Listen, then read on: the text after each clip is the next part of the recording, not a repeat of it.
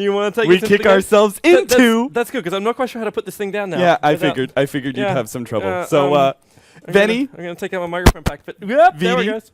Vici versus Okay. versus hehe. Okay, I think we're good. We're good. Yep, okay. Wonderful.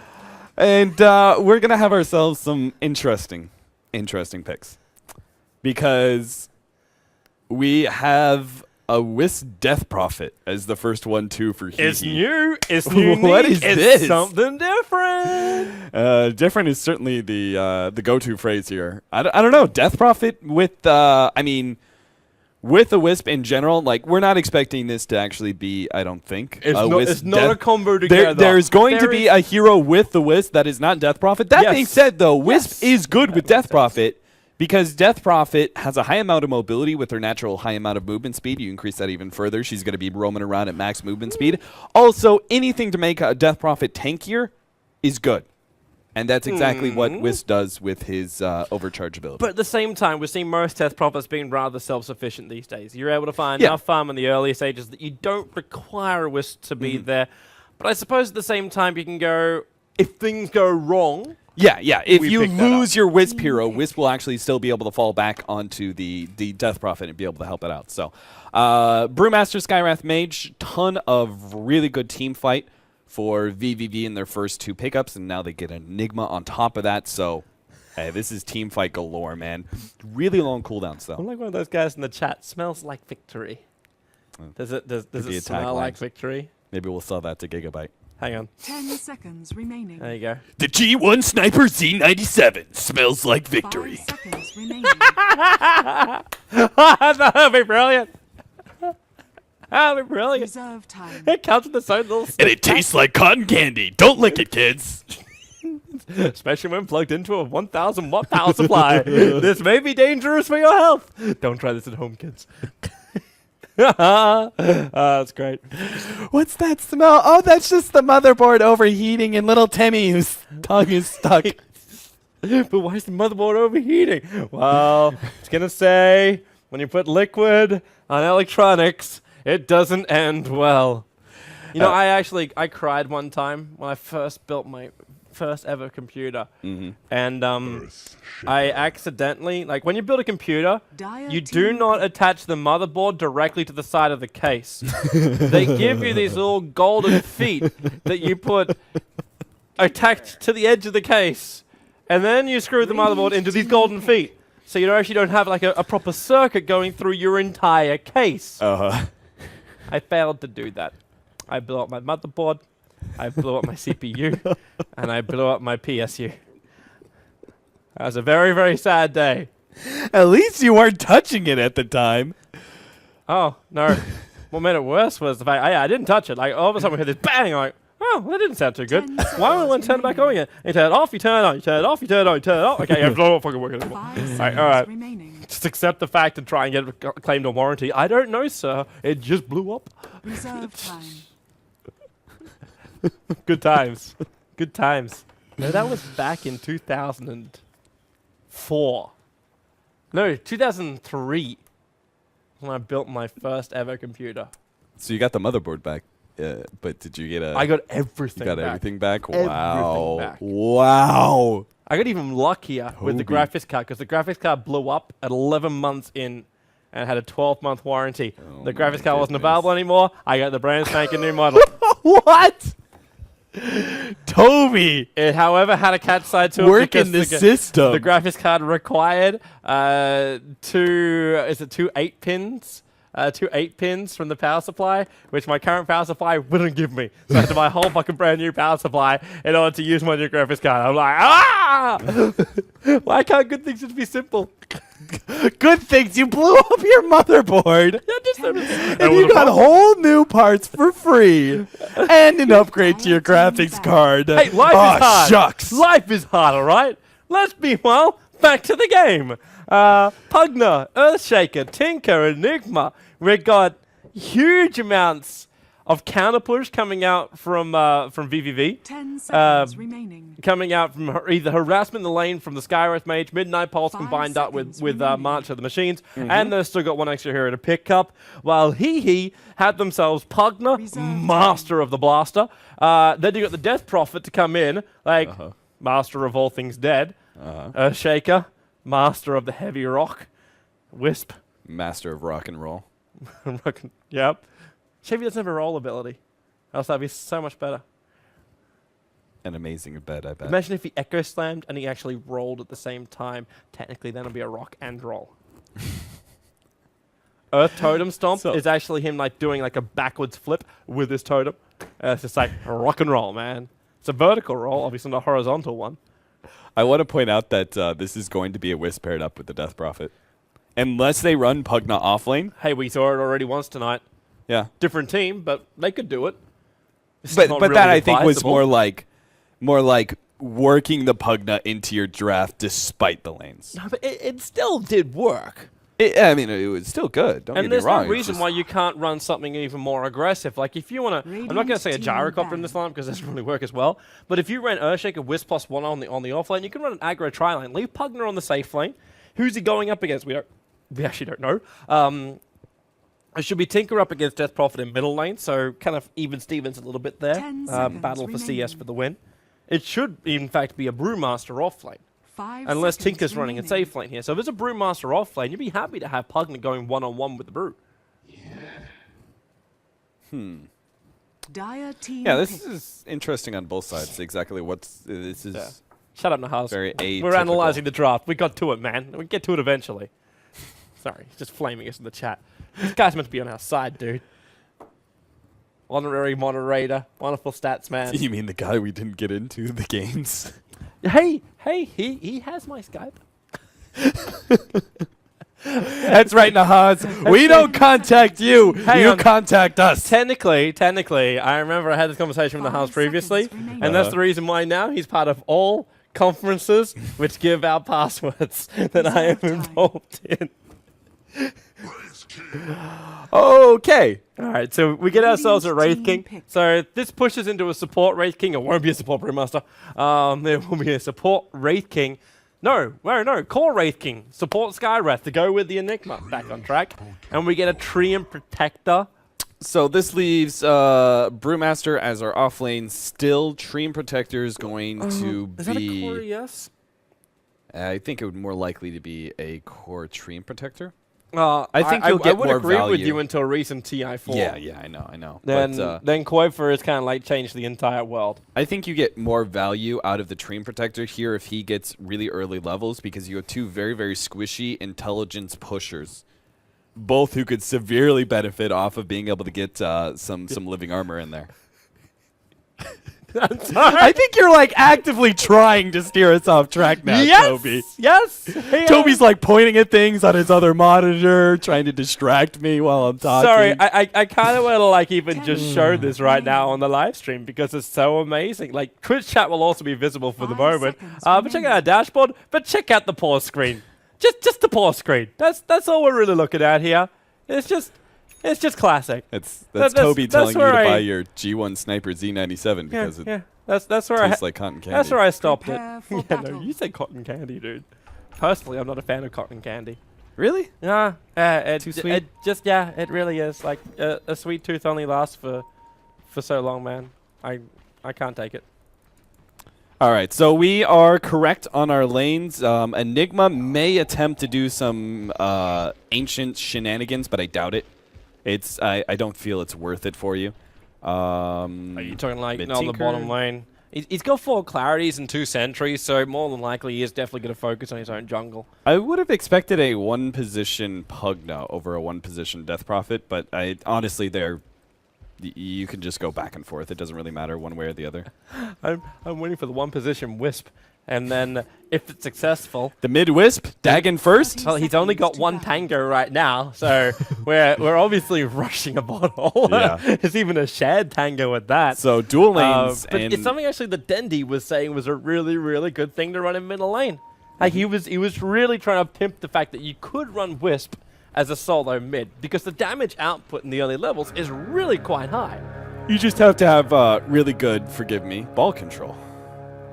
That's what it comes down to. Earthshaker's going to be running a dual where lane. You went with that, with the whole like YouPorn thing going on right now.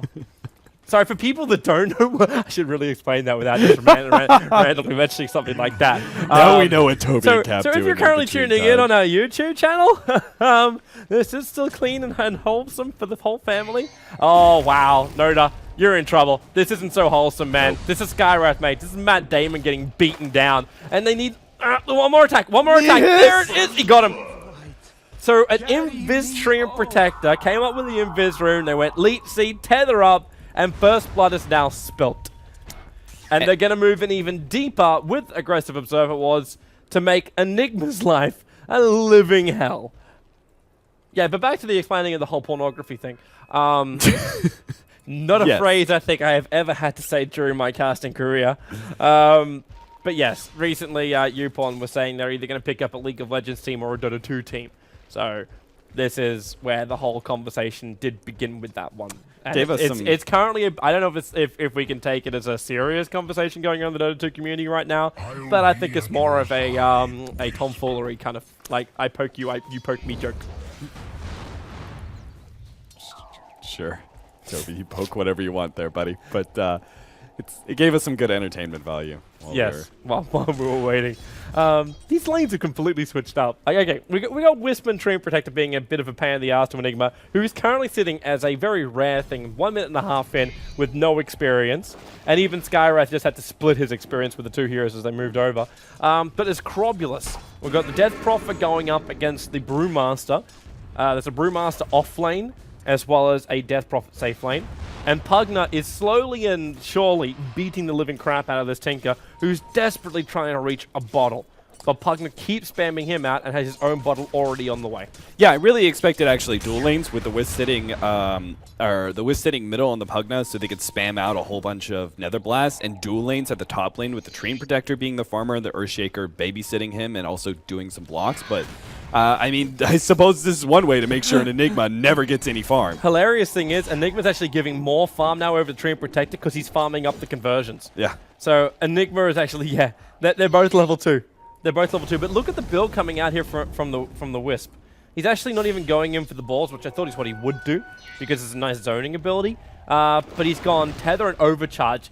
He's literally buffing Treant Protector so they can fight even harder. And when they see also a courier here, it's good to get yourself away from here. Look at him. He's just like, screw the hero. I've already got First Blood. He'll take the Octopus kill over on the side and then move over for a Pugna Blast. And a little bit more damage. One more. In fact, they get attacks from both Pugna as well as Wisp to get the kills. Then hehe have come out all guns blazing. And also I got the Wisp kind of like trapped on the hill. But this is a hilarious strat, which is functioning, because Earthshaker, the most farmed hero on the map, is about to pick up Arcane Boots 3 minutes into this game with 17-4 up against a Raid King who's 9-0.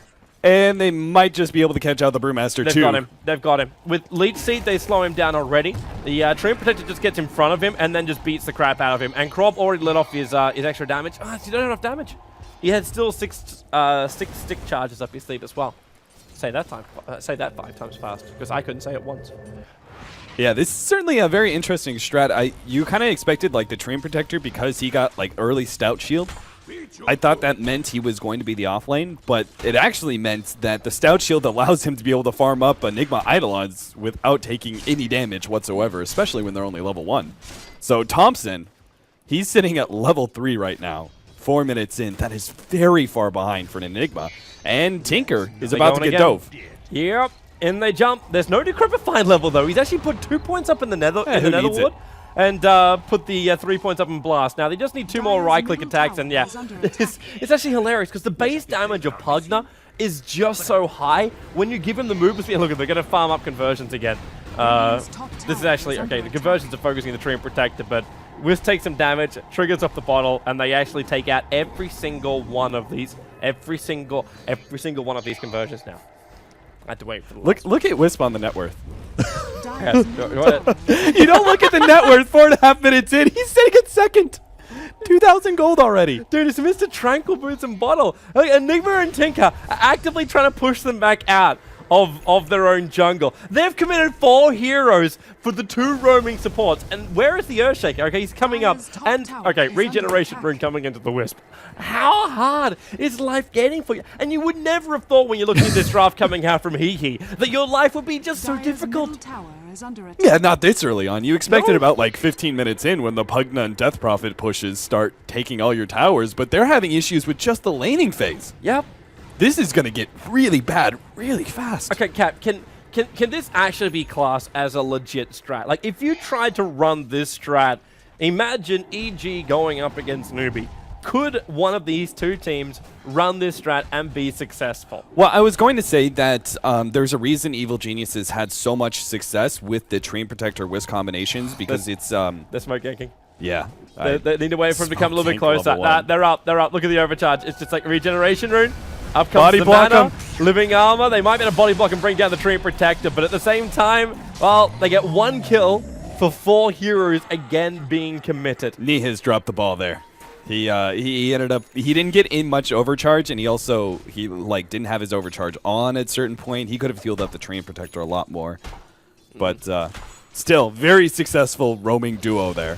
And going back to your question, is this a legit strategy? So remember that bounty hunter, support bounty hunter, that all you do is sit on the enemy jungler?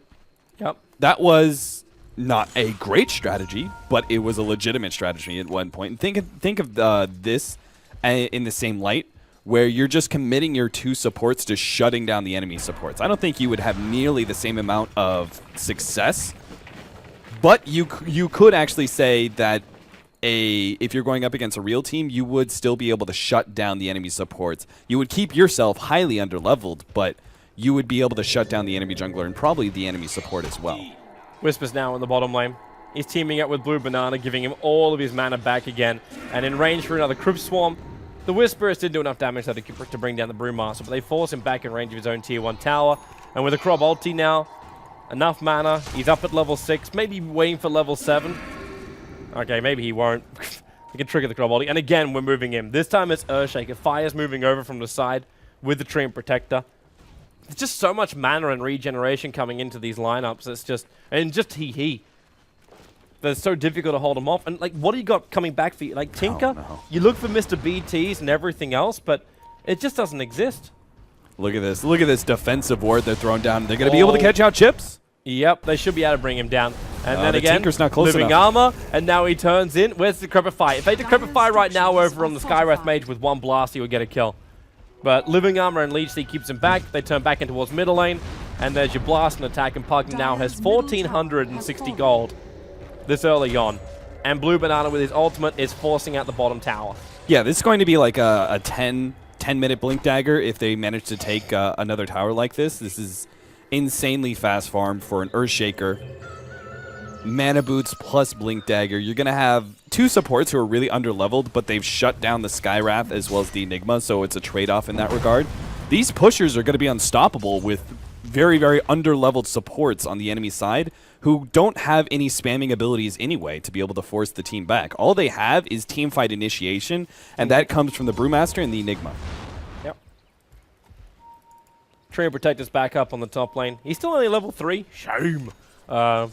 But look at the level distribution. There's a lot of high levels coming out from both teams. So we've got 2 8s and 2 7s for each.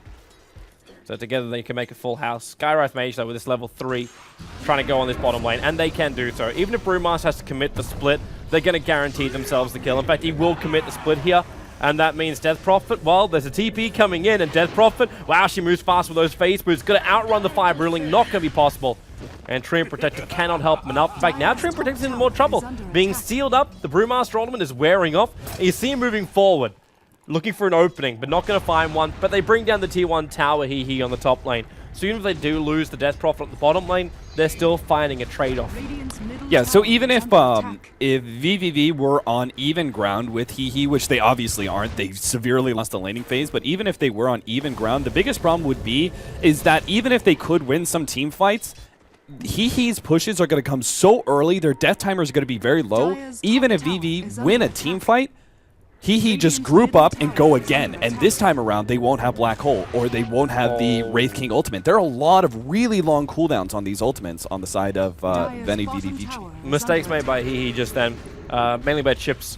Chips needed to hit him once. The Brewmaster was TPing out, and all he had to do was just hit him once, and Blue Banana would have had themselves a kill. Attempted denial coming out there from Skywrath Mage, almost costing him his life. This Enigma's taking way too long for this Roshan.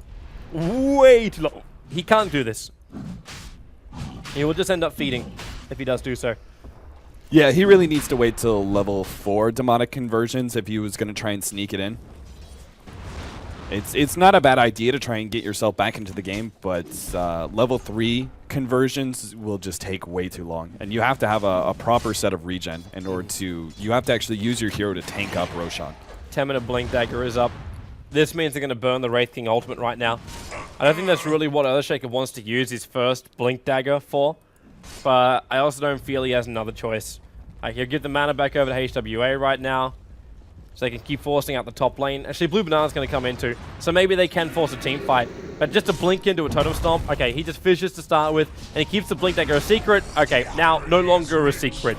But do they commit more? Yes, they do. Echo Slam to hold him here. The Crop Ulti's gone off, and with the Catapult behind him, even if they don't get the kill, there's still going to be a large amount of damage dealt out to this Tier 2 tower.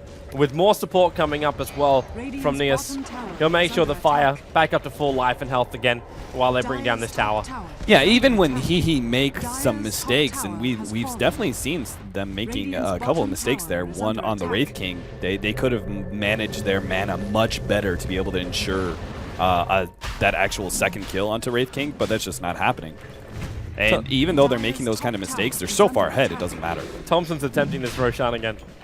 He's got down to half-life, but he keeps getting bashed by Roshan when he's got to tank it up, which means he loses conversions and almost loses his life towards Roshan. He's got to get at least one more summoning up. Tally them, they bounce them out. There's still been no check for this one, which is actually kind of funny considering hehe have been dominating inside the Dire side jungle. And this Observer Ward over on the side had to watch his movement in. All right, so somebody needs just to go help Thompson right now. He's got it low enough. They just need to commit. I don't even care if you lose a tier 2 at this point. Agreed. Agreed. Hello, Courier is coming out with Necro Books. Here goes the Brewmaster. Now, that wasn't spotted by the Radiant side because they had no Observer Ward looking for this kind of stuff. But okay, here we go. Roshan, finally done. Level 11 up for the Brewmaster, level 7 up for the Enigma. But at the same time, there's a... oh yeah, they're scouting at the Netherward. Blink Dagger is going to be up for the Brewmasters, so they actually have some opportunities. And level 2 ultimate. They can force some fights, but again, my biggest concern is even if they win it, hehe, if they're smart, they'll just 5-man again. And this time the ultimates won't be up, and they'll ensure themselves tier 2, maybe even a tier 3. Oh, there you go, Brewmaster. Brew. Controlled, stomped, and drained. I also have a stat coming out from Nahaz. He is doing it remotely. We might actually have to wait for a moment because already Pugner is burning down the towers. You've got these Necro units draining out the mana of the Wraith King. So even if he did have his ultimate off cooldown, he could not use it. Not at his current points. Yeah, but the stat that came out from Nahaz is... yell at me if actually no, I might watch Fire a little bit closer because if he jumps right now, Thompson's dead. Like he can jump to a fissure and Thompson is dead. Yeah. Like, well, he does have the Aegis. True, so but at the same time, triggering out the Aegis is still going to be okay. Yeah. But yeah, the stat that came out, we'll just stay on board with Fire for now. The stat that came out is counting this match. Wisp has had greater than 2k net worth at 5 minutes 4 times in Pro Dota 2. And all 4 times was 5 to his. And yeah, there you go. Wraith King locked in position. Earthshaker's still waiting for the right moment to jump in. If he jumps in, Echo Slams, bomb. And the Totem Stomp to follow up. He might have Brewmaster going in for a nice split, but Enigma back to life again. 2 heroes already on the sidelines. And the Brewmaster ultimate, he's spending most of his time for this one running after heroes, which isn't the way you're going to be able to get yourself some kills. And now you can see him. Turns on the Treant Protector. Leech Seed will come out. Enigma will end off helpful stuns, but then again at the same time, he gets done himself. Drained up. Earthshaker can't actually reach him. Relocate's coming in. They're hunting down this Enigma inside the trees, and the Wisp Spirit Balls will get the kill here from the Hiss. Yeah, just walk him down, take the tier 2. Honestly, let's go uphill. The 25 seconds for the Enigma and the Brewmaster. And you got Pugna Blast. He's good. And the Brew doesn't have his ultimate for another 75 seconds. So even if when he does come back, he's just a blink clap at this point. There's also another point to add, and that's the fact that level 3 Necrobook is done pre-15 minutes. Wow. That's a pre-15 level 3 Necrobook with the Arcane Boots and full wand in for HWA. Yule Scepter as well for the Death Prophet, so she's got a large amount of survivability now. Yeah. So when the Wraith King tries to make a jump onto the Death Prophet, which should be one of his primary targets, it's either her or the Pugna. Like just instant Yule Scepter to dodge the missile. And you're good. So in general, Wraith King has very limited options. He has to go for the Pugna, and there has to be enough burst damage to follow him up. The problem is, even heroes like Tinker. Look at Tinker right now. God, he's going to die. What a fissure.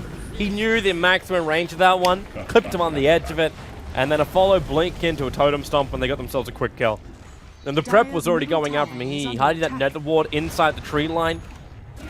Difficult for vVv to see, and if they do come close enough to kill it, they can find themselves dead as well. Necrobooks. Oh, what a block up. Beautiful play from Earthshaker. Another one? Man, Fire's having himself a great game. And look at Nota. He does not want to be involved. I think he'll take out from the urn. Yep. That's enough damage from the urn that he should die here. And yep, there goes Matt Damon. While the tier 1 tower in the bottom lane, it'll be brought down, so vVv finally able to take some kind of map control. But the rest of the push is just coming in from hehe. They're going high ground. Level 3 Necrobooks are up. We're 16 minutes in with a Crop ulti. It's only level 1, however, for the Crop ulti, so it's not as effective. But at the same time, they've got Pugna Blast, they've got Necro units. Whoa, that Echo Slam! Brewmaster tried to jump himself in there and go for the split, and it never came out in time. Wraith King will respawn himself up, but HWA has already got himself a double kill. That Nether Wall was smack bang on top of him as well. Yeah, he just burned himself out by trying to throw out some missiles, and now, the Echo Slam! Fire! Hitting 3 with that one. Yeah, he was doing that was an Echo Slam from before, obviously mistaken. And he hits hard, and Chips is just trying to hide inside the corner. It's a wicked streak right now for this Wisp, but look at the fire! He's back in again, and this Wisp is keeping him alive, man. This is This is actually GG. I don't think he really meant to pull him out at that point, but either way, it doesn't really matter, because they just come in even deeper. Fissure over on the Brewmaster. Blink Deck is still on cooldown, but they're focusing on the Racks for now. They know they can jump in at a moment's notice with just that Totem Stomp. Well, Ghost took a pre-20-minute Rax too, and we saw how that game managed to play out for a really long time. But I don't think it's going to happen this time. There were other hopes. There were a lot of other hopes there for Ghost. True. And right now, like, Brewmaster split. He's dead before he can even try and get a single ability off. He tries to go for his clap, but Fire's controlling him perfectly, and Fire's about to finish up an Aghanim Scepter. He's only 800 gold away from having an Aghanim Scepter, and we're still only 17.5 minutes into this game. After Pugna got himself, what did we say? It was a pre-15. It was 1430. He picked up his level 3 Necrobook. He's got 3.6k gold now over on this Pugna. This Pugna has 11.6k net worth right now. Yeah, the biggest problem is you look at hehe's lineup by itself, you would think the Wisp is a little odd, as well as the Treant Protector or the Earthshaker being one of the cores. Just that by itself, you look at the draft, is like a little odd, but it's a very self-sustained lineup, right? You look at it, it all kind of makes sense. On top of that, not only is it a good pushing lineup, it counters everything that vVv have. You have a Pugna versus a Skywrath Mage. You have Necrobooks versus a Wraith King. You have a Death Prophet Silence, which is extremely good versus Brewmaster. And like their heroes just counter everything that vVv have. They're coming in right now. Necro units are out. The tier 3 tower, look at Evaporate. It's trying to hold its line, but that's a level 2 Crop ulti that's melting through it all. And Pugna, he actually just picked up an Aghanim Scepter. A straight Aghanim Scepter 18 minutes in. Brewmaster, gonna go for the split here. But the Treant as well as the Wisp keeping themselves alive. Fissure trying to keep out these Brewlings as well. So HWA under the protection of living armor can fight. More rockets coming out from Tinker, but the harassment damage is just negated instantly. Yule Scepter up, and there's a tether coming back. Is Pugna looking for an opening? Enigma's coming towards the front lines as well, but they've basically expended most of the Tinker mana. The Fissure will connect over on 3, Echo Slam over on 2, follow-up Totem Stomp, and then the Drain from Pugna. But it's Wisp who's picking up. It's a 9-for-0 Wisp. Come on! Come on! Godlike. What is by this? 20. What is this? He's building a BKB on the Wisp. The Enigma's now buying back. It's basically the full hole right now. He's trying to give it one big alley-oop. Maybe he can land it, but unfortunately he's had a half-life from just the early fissure. A blink to Totem Stomp and he may just go down completely. But Urshik is also holding onto his 3-kill streak. They're all just killing themselves on the Pugna ward at this point. Yeah, because they're spamming abilities from range, hoping there'll be enough, and there's your jump. Waiting for the secondary fidget, then the follow-up Totem Stomp. Brewmaster jumping in, but there's no ultimate. Mystic Flare, man, I think that's the most useless Skywrath Mage ultimate I have seen in a very, very long time. GG, and rightly so. This game is over before it began. Tinker goes, he throws down March of the Machines, gets hit by a Pugna ward for it, and then the March of the Machines keeps spelling out all of his damage back to him because the Blade Mail Tree Protector just walks in the middle of it. Literally, Tinker killed himself off of one ability, which was just casting March of the Machines, essentially what killed him. Well, that was a game. What a game to end on. It's definitely unique strats you were asking for in game number 1. It's yep. It's where it can happen. I also love the fact, like, the title of it is Hehe will someday be united. It doesn't even let it say that they had victory. It's just someday it will happen. But 2010, that can be when it happens. Wait, we already passed that. No, they're screwed. All right, we're wrapping up tonight, peoples. 18 CEST tomorrow. Cap and I will return for the live stream as we go into the semi-finals, where he will be looking to go up against either, well, hang on. As I refresh our grid, which you can also do so over at joindota.com, just go on the coverage page. It's fine. Tournaments tab and just go to Gigabyte Challenge. So yeah, we'll have hehe going up against either DT or KPG, so a Russian or a Ukrainian opponent they'll have. While we'll have X Game, who actually beat PR in the second round, will be going up against Team Coast. So they will be the 2 games coming up, and then the grand final all tomorrow night. Yeah, check out the coverage there. Day after that on Friday, we have the Joint Dota League Asia. Scythe will be going up against Arrow in the opening match for that one. So check out the details for that one over at joindota.com. And all of these games will be streamed right here on our Join Dota Red live stream. Also, keep your eyes peeled for the MSI Beta competition, which we're going to be doing. And also, there is even more action coming up in the near future when we do the I-League qualifiers. We'll be doing as far as Join Dota goes. I know there's other options which you can also have, but if you choose Join Dota, thank you. We'll be having I-League qualifiers for America, Europe, as well as China, as well as the main event. We're looking at WEC as well for their LAN finals. And the next season of D2CL is also not far away, so definitely keep your eyes peeled for the details on that one. It's going to be a great time. So yeah, stay tuned for all of that. For now, thanks for watching. YouTube.com/JoinDota for all the VODs. They'll be up within the next 2 hours or so.